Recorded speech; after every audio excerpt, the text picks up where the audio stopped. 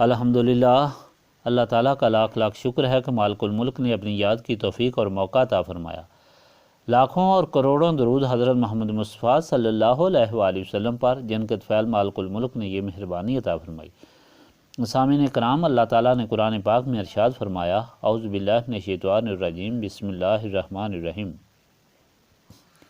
اللہ تعالیٰ چاہتا ہے کہ کھول کر بیان کرے تمہارے لیے اور چلائے تم کو ان کی راہوں پر جو تم سے پہلے گزرے ہیں، اور اپنی رحمت سے تم پر توجہ فرمائے، اور اللہ تعالیٰ سب کچھ جاننے والا بڑا دانا ہے۔ اور اللہ تعالیٰ چاہتا ہے کہ اپنی مہربانی سے تم پر توجہ فرمائے، اور چاہتے ہیں وہ لوگ جو پیروی کرتے ہیں اپنی خواہشوں کی کہ تم منہ موڑ لو۔ مکمل طور پر اللہ تعالیٰ چاہتا ہے کہ ہلکا کرے تم سے بوجھ، اور پیدا کیا گیا ہے انسان کو کمزور۔ اے ایمان والو، نہ کھاؤ اپنے مال آپس میں ناجائز طریقے سے، مگر یہ کہ تجارت ہو تمہاری باہمی رضامندی سے، اور نہ ہلاک کرو اپنے آپ کو، بے شک اللہ تعالیٰ تمہارے ساتھ بڑی مہربانی فرمانے والا ہے۔ اور جو شخص کرے گا یوں سرکشی اور ظلم سے، تو ڈال دیں گے ہم اسے عنقریب آگ میں، اور یہ اللہ تعالیٰ پر بالکل آسان ہے۔ اگر تم بچتے رہو گے ان بڑے بڑے برے کاموں سے روکا گیا ہے جن سے تمہیں، تو ہم محو مٹا کر دیں گے تم سے تمہاری برائیاں، اور ہم داخل کریں گے تم کو عزت کی جگہ یعنی جنت۔ پیر صاحب فرمایا، خالق کائنات نے انسان کو اپنی عبادت کے لیے بنایا، اور ساری کائنات کو انسان کی خدمت کے لیے بنایا، اور انسان کی ہدایت کے لیے اپنے رسول بھیجے اور کتب سماوی بھیجیں، جن میں یہی تعلیم دی گئی کہ تم اللہ تعالیٰ کے ہو جاؤ تو ساری کائنات تمہارے لیے ہے، اور اگر اللہ تعالیٰ کے نہ بنے تو پھر کائنات میں جو کچھ بھی استعمال کرو گے تم سے اس کا حساب لیا جائے گا۔ اور یہی تعلیم سارے رسول حضرت آدم علیہ السلام سے لے کر نبی پاک صلی اللہ علیہ وآلہ وسلم تک دیتے رہے کہ اللہ تعالیٰ تمہارا بھی رب ہے اور میرا بھی رب ہے، بس اسی کی عبادت کرو، اور یہی سیدھا راستہ ہے۔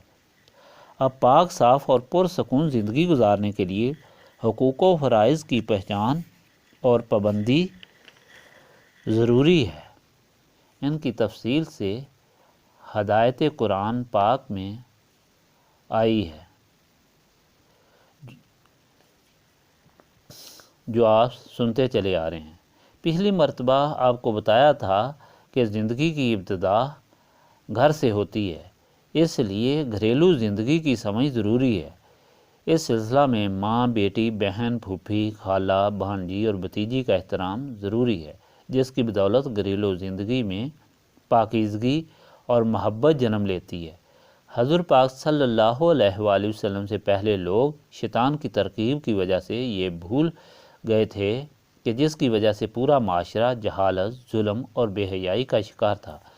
حضور پاک صلی اللہ علیہ وآلہ وسلم کی آمد سے جہالت، ظلم اور بے حیائی کا دور ختم ہوا، اور انسان کو اپنا کھویا ہوا مقام واپس ملا، اور وہ دنیاوی اور اخروی نعمتوں کا حقدار بنا۔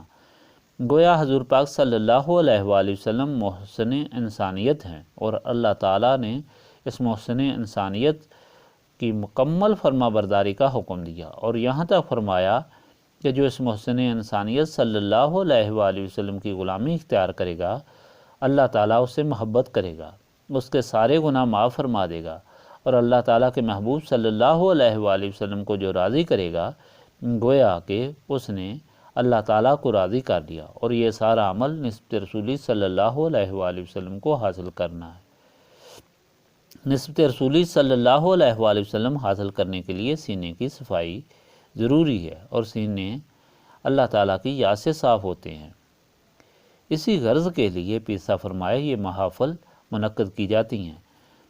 اب آج کے فرمان میں اللہ تعالیٰ اپنے اس فرمان کی اہمیت اپنے بندوں کو سمجھا رہا ہے کہ دیکھو، ساری ہدایات جو تمہیں دی جا رہی ہیں اور جن کی پابندی کے لیے تمہیں حکم دیا جا رہا ہے، اور اس سے پہلے کی کتب سماوی بھی تمہارے سامنے ہیں جن کو لے کر اللہ تعالیٰ کے رسول آئے، یہ سب صرف اس لیے ہیں کہ اللہ تعالیٰ تمہاری بہتری چاہتا ہے۔ اس نے تمام جہانوں کی نعمتیں تمہارے لیے بنائی ہیں۔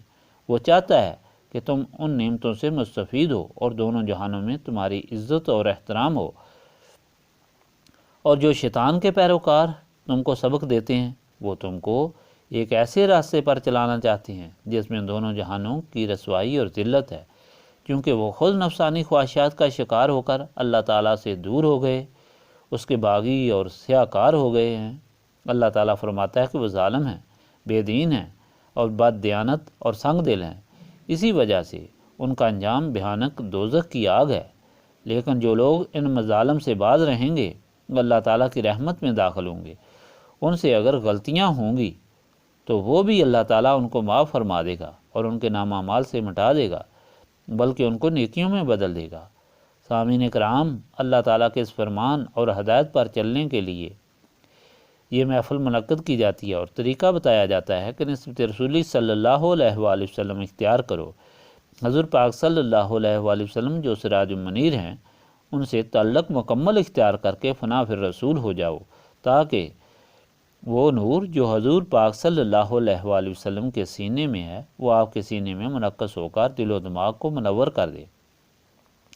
اس طرح اللہ تعالیٰ کا فرمان بھی سمجھ میں آئے اور اس پر عمل کی توفیق بھی نصیب ہو، اور اسی طرح اللہ تعالیٰ کی بندگی میں سلامتی ایمان سے زندگی گزرے۔ نسبت رسولی صلی اللہ علیہ وآلہ وسلم حاصل کرنے کے لیے سینے کی صفائی کی ضرورت ہے، اور سینے اللہ تعالیٰ کی یاد سے صاف ہوتے ہیں۔ استغفر اللہ العظیم الذی لا الہ الا هو الحی القیوم واتوب الیہ۔ استغفر اللہ العظیم الذی لا الہ الا هو الحی القیوم واتوب الیہ۔ استغفر اللہ العظیم الذی لا الہ الا هو الحی القیوم واتوب الیہ۔